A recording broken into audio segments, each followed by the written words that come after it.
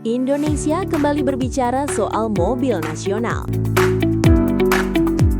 Sebuah wacana lama yang berkali-kali gagal, kini muncul lagi dengan wajah baru bernama I2C, Indigenous Indonesia Car. Berbeda dari proyek Mopnas sebelumnya, I2C diklaim bukan sekadar ganti logo atau rebadge dari mobil asing. Ini adalah SUV listrik 7 penumpang dikembangkan oleh PT Teknologi Militer Indonesia, perusahaan di bawah Kementerian Pertahanan RI. Model awal I2C pertama kali diperkenalkan ke publik dalam bentuk clay model 1:1 di GIAS 2025. Sejak saat itu, perhatian publik pun terbelah. Apakah ini benar-benar awal kebangkitan industri otomotif nasional atau sekadar pengulangan sejarah lama yang dibungkus narasi baru? I2C merupakan singkatan dari Indigenous Indonesia Car, sebuah konsep mobil listrik yang dirancang sebagai SUV keluarga 7 kursi.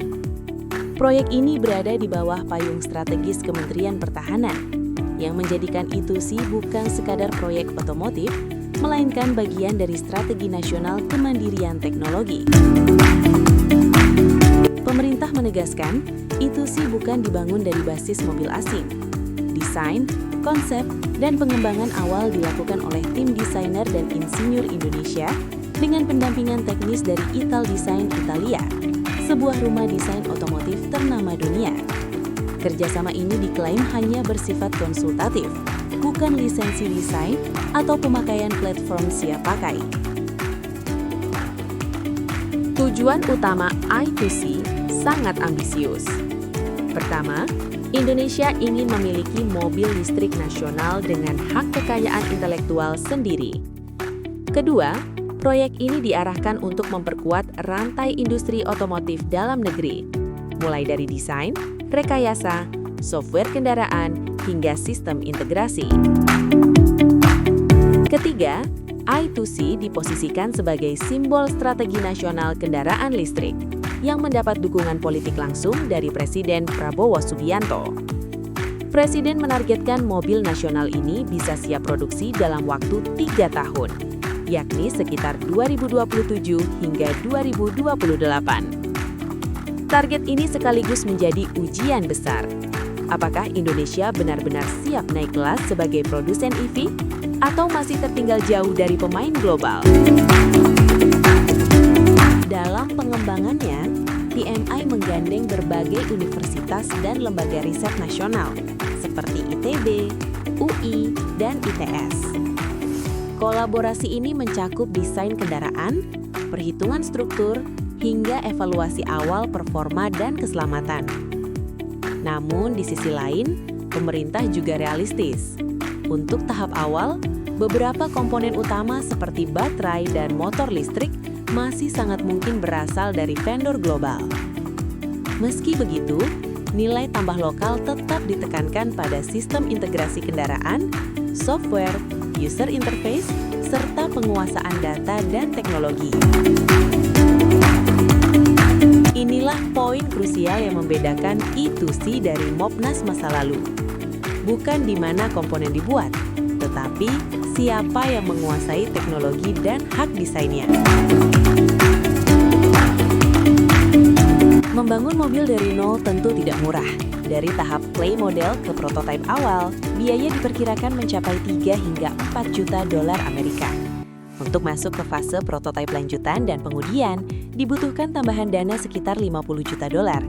Sementara untuk produksi massal, total kebutuhan investasi bisa menembus 1 miliar dolar AS atau setara lebih dari 15 triliun rupiah. Pemerintah disebut telah menyiapkan lahan pabrik, namun sumber pendanaan penuh masih menunggu keputusan strategis dan dukungan kebijakan lanjutan.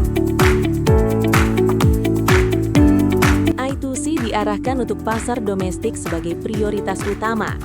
Target harga awal disebut di bawah 500 juta rupiah agar bisa bersaing di segmen SUV listrik keluarga. Namun belakangan muncul wacana lebih agresif. Harga I2C bahkan disebut bisa ditekan di bawah 300 juta rupiah untuk segmen paling diminati pasar. Jika target ini tercapai, I2C Itusi akan langsung berhadapan dengan EV murah dari Tiongkok dan produsen global lain. Dan disinilah tantangan sesungguhnya dimulai. Tantangan pertama adalah teknologi dan manufaktur. Memproduksi mobil listrik massal dengan kualitas global bukan hanya soal desain, tetapi soal konsistensi, efisiensi, dan rantai pasok. Tantangan kedua adalah kepercayaan publik. Indonesia punya sejarah panjang proyek mobil nasional yang gagal di tengah jalan. Tanpa transparansi, kualitas nyata, dan layanan purna jual, kepercayaan konsumen akan sulit dibangun. Tantangan ketiga adalah persaingan pasar. Mobil listrik murah dari China kini membanjiri pasar ASEAN dengan harga agresif dan teknologi matang. Dan terakhir, I2C sangat bergantung pada keberlanjutan dukungan politik dan kebijakan pemerintah. I2C berdiri di persimpangan besar secara industri otomotif Indonesia. Jika berhasil, I2C bisa menjadi simbol kebangkitan teknologi nasional, mendorong ekosistem EV lokal, dan mengangkat Indonesia ke peta produsen kendaraan listrik regional. Namun, jika gagal, I2C beresiko menjadi catatan panjang berikutnya dalam daftar ambisi besar yang tak pernah sampai ke garis produksi. Pertanyaannya kini bukan lagi soal mimpi, melainkan eksekusi dan konsistensi. Apakah I2C akan benar-benar melaju di jalanan Indonesia, ataukah hanya berhenti di panggung pameran?